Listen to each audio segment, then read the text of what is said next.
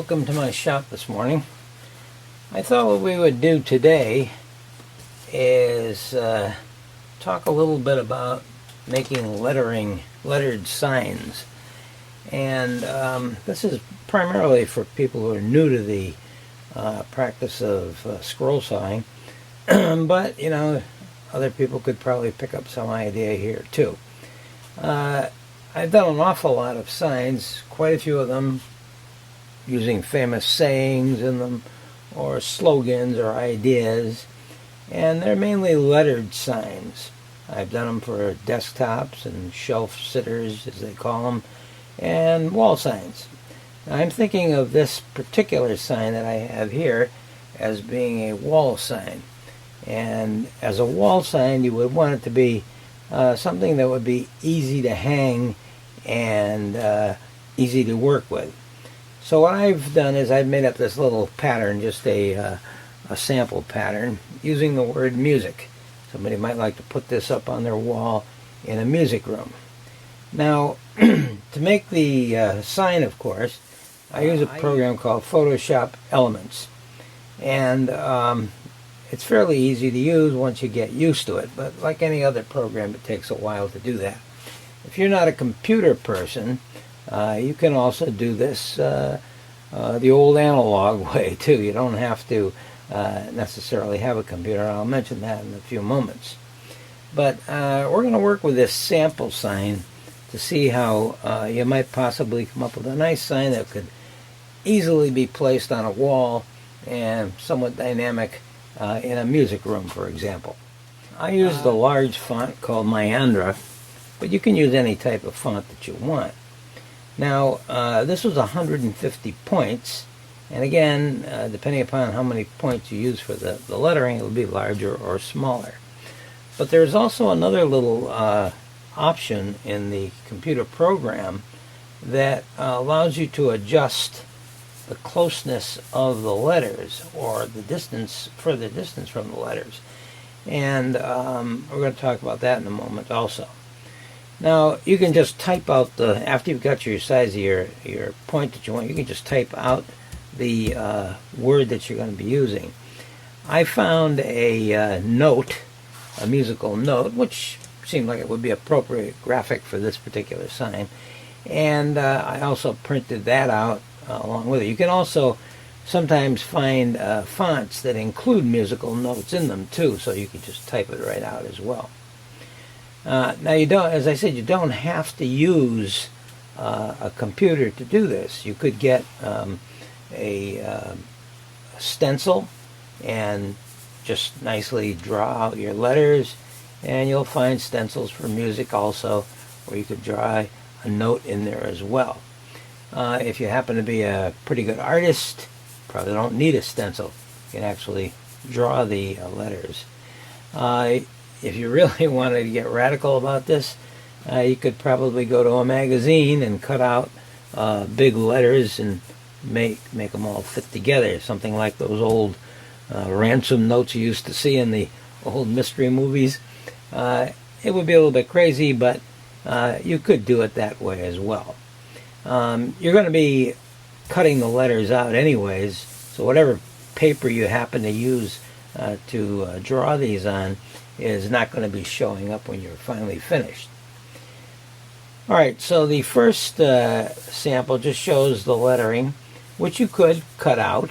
I mean, you just put this down on a wood blank using masking tape or some other kind of tape, and glue it down, and then just cut around the letters with your scroll saw. And when you're done, you would have the 5 letters plus the note. But as far as hanging this goes, it becomes a problem. You could make a backing board, for example, and glue each one of the letters down on the backing board. But you're going to have to line them up carefully and make sure that it all falls together. You can move the graphic around anywhere you wanted to, of course. I happen to just put it on the end for now. And that's one way of doing it, and that's fine. There's nothing wrong with that. And the type of wood you use wouldn't really make too much difference. You could use a thin plywood, or you could use a thicker pine board, for example, to cut the letters out and place them any way you wanted on the wall. You might even be able to make them as a stand-up sign if you wanted to, by just putting the letters one after the other. If they're big and thick enough wood that you use, might be a problem getting the note to stand up, but I'm sure you could figure out some kind of a way to do that. Now the second type approach to this might be something like this. Use exactly the same as you did on the first, again drawing your letters out, but then I used a box type apparatus in the program to just draw a line, a bar at the bottom, filled it in, and attached it to each of the letters on the bottom. So now we've got something that's actually going to hold this sign all together as one piece. And you can cut this out fairly easy. Again, you paste it down to a blank of some sort, and you might have to do some entry holes on the M here so that you can cut this out as a separate piece. But then you cut all around the outer edges, and when you're done, you'll have a complete sign that will hold together. The only problem is you got this bar on the bottom, which might or might not be a problem for you. It would work very nicely. Now you could use this as a stand-up sign very easily. If you had a thicker wood, I would cut it out of maybe a 1/2-inch pine, or possibly poplar, maybe 3/4 inch. And then when you're done, after you've sanded it and finished it off, of course, you just simply prop it up, and it's a stand-up sign that works very nicely. You could put it on the wall too, but you want to make it a thinner wood probably. And on the wall, it would look good, but maybe in the back of your mind, this bar might be a bothersome thing for you. And so maybe the second one is not such a good choice either. I kind of prefer the third one myself. Whenever I do a sign, I anticipate whether it's going to be a stand-up sign or a wall sign, but either way, I would probably bring my letters very close together.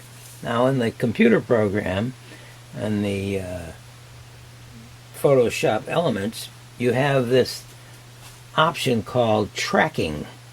Now these were all done at 0 tracking when I printed it out. So it's a standard spacing that is set up between each of the letters, which spaces them out very nicely.